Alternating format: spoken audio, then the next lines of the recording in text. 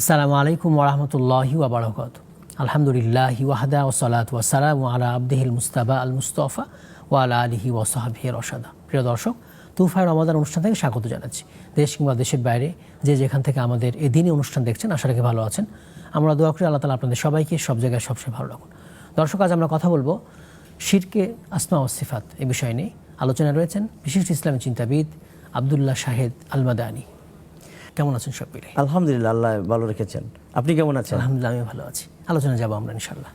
আলহামদুলিল্লাহ, ওয়াসসালাতু ওয়াসসালামু আলা রাসূলিল্লাহ ওয়া আলা আলিহি ওয়া আসহাবিহি ওয়া মান তাবিআহুম বিইহসানিন ইলা ইয়াউমিদ্দিন, আম্মা বাদ। সম্মানিত শ্রোতা ও দর্শক মণ্ডলী, সুপ্রিয় দিনী ভাই ও বোনেরা, আজকে আমরা আলোচনা করব আল্লাহ তাআলার সিফত, মানে সিফতের মধ্যে কিভাবে শিরক হয়, জি, এই বিষয়টা নিয়ে আমরা আলোচনা করব। আমরা জানি যে তাওহীদ হচ্ছে তিন প্রকার: তাওহীদুর রুবুবিয়্যাহ, তাওহীদুল উলুহিয়্যাহ, তাওহীদুল আসমা ওয়াস সিফাত। তাওহীদুল আসমা ওয়াস সিফাত অত্যন্ত গুরুত্বপূর্ণ একটি বিষয়, এবং এখানেই সবচেয়ে বেশি বিভ্রান্তি হয়েছে মানব জাতির মধ্যে, বিশেষ করে মুসলিম জাতির মধ্যে। এখান থেকেই মানে বিভ্রান্তির সূচনা হয়েছে। আচ্ছা, আমাদের সকলের উপর আবশ্যক হচ্ছে আল্লাহ সুবহানাহু ওয়া তাআলার সিফত সম্বন্ধে, তার নাম এবং গুণাবলী সম্বন্ধে জ্ঞান অর্জন করা। আল্লাহ তাআলাকে জানার, আল্লাহ তাআলার পরিচয় লাভ করার সমস্ত রাস্তায় বন্ধ রয়েছে একমাত্র তার গুণাবলী, একমাত্র তার নামের মাধ্যমেই, তাওহীদুল আসমা সিফতের মাধ্যমে আমরা আল্লাহ তাআলার পরিচিতি, আমরা আল্লাহ তাআলার জ্ঞান সম্বন্ধে জ্ঞান অর্জন করতে পারবো। জি, সেই হিসাবে এটি একটি গুরুত্বপূর্ণ বিষয়। শিরকু ফি সিফাতিল্লাহ এ বিষয়ে আলোচনা করার আগে আমি শিরক সম্বন্ধে সংক্ষিপ্ত একটু ভূমিকা পেশ করতে চাচ্ছি।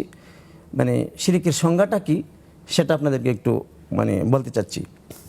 আচ্ছা, এ বিষয়ে আলেমগণ বলেছেন যে আশিরকু হুয়া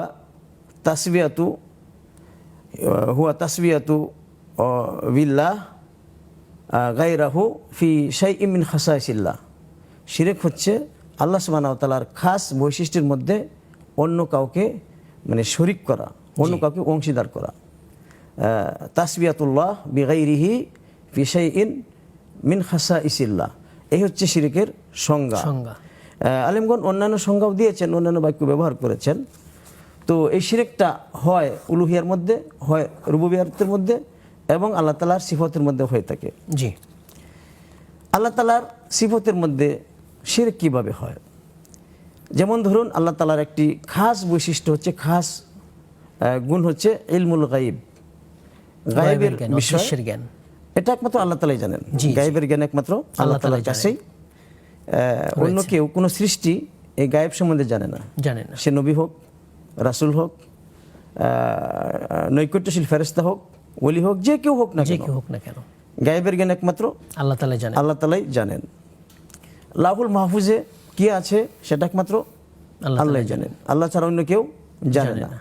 তাকদীরের জ্ঞানটা হচ্ছে গায়েবের অন্তর্ভুক্ত। আপনার ভাগ্যে কি আছে, ভবিষ্যতে আপনার কি হবে, আপনার গন্তব্যস্থল কোথায় হবে, আপনি জান্নাতি হবেন নাকি জাহান্নামী হবেন, এসব কিছু আল্লাহ তাআলা জানেন। এটা কোনো সৃষ্টির পক্ষে এটা জানা সম্ভব না। এটা আল্লাহ তাআলার খাস সিফত, খাস বৈশিষ্ট্য। জি জি, কোরআনে এই মর্মে একাধিক দলিল রয়েছে। যেমন আল্লাহ তাআলা বলেন, ওয়া ইনদাহু মাফাতিহুল গায়বি লা ইয়ালামুহা ইল্লা হু। আল্লাহ তাআলার কাছেই গায়বের ভান্ডার, আল্লাহ তাআলা ছাড়া আর এই গায়বের জ্ঞান কারো কাছে নেই, কেউ জানে না। আল্লাহ সুবহানাহু ওয়া তাআলা আরো বলেন, আলিমুল গায়বি ফালা ইউযহিরু আলা গায়বি আহাদা। আল্লাহ তাআলা একমাত্র গায়েব সম্বন্ধে জানেন, এই গায়েবটা তিনি কারোর জন্য প্রকাশ করেন না। আল্লাহ তাআলা বলেন, লা ইয়ালামু মান ফিস সামাওয়াতি ওয়াল আরদি আল গায়বা ইল্লাল্লাহ। আসমান এবং জমিনে গায়েবের খবর একমাত্র আল্লাহ তাআলাই জানেন, অন্য কেউ জানেন না।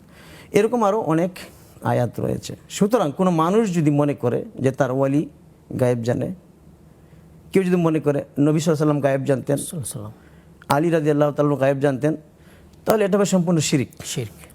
আর এই শিরকটা হবে আল্লাহর সিফতের মধ্যে, আল্লাহর খাস বৈশিষ্ট্যের মধ্যে এই শিরকটা হবে। তো আল্লাহ সুবহানাহু ওয়া তাআলার সিফতের মধ্যে বিভিন্নভাবে এই শিরক হয়ে থাকে। আচ্ছা, যেমন সুফিরা দাবি করে থাকে যে তাদের ওলিরা গায়েব জানে, শিয়ারা দাবি করে যে তাদের ইমামগণ গায়েব জানেন। এটা শিয়াদের আকীদা। তারা মনে করে তাদের ইমামরা মানে এমন পর্যায়ে পৌঁছে যেতে পারে যেখানে নবী রাসূলদের পক্ষে পৌঁছা সম্ভব নয়। নাউযুবিল্লাহ। কিছু কিছু সুফি মনে করে যে তাদের ওলিরা মানে আসমানের সীমা পার হয়ে লাহুল মাহফুজে গিয়ে দেখতে পারেন, জানতে পারেন সেখানে কি আছে, এমনকি পরিবর্তনও করতে পারেন। এমনও আকীদা আমাদের সমাজে কিছু কিছু মানুষের মধ্যে রয়েছে। এগুলো সম্পূর্ণ শিরক। সেই সঙ্গে মানে আল্লাহ সুবহানাহু ওয়া তাআলা যে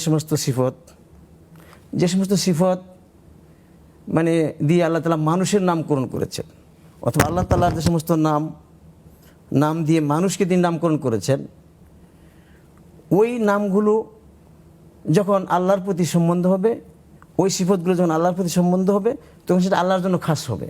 জি জি। যখন মানুষের প্রতি সম্বন্ধ হবে, তখন সেটার সাথে মানে সেটা মানুষের জন্য খাস হবে, মানে উভয়ের মাঝে কোনো তাসবিহ বা সাদৃশ্য হবে না। যেমন আল্লাহ সুবহানাহু ওয়া তাআলা ইসমাঈল আলাইহিস সালামকে বলেছেন ফাবাশশারনাহু বিগুলামিন হালিম। এখানে হালিম এটা কিন্তু আল্লাহর সিফত, আল্লাহর নাম। জি।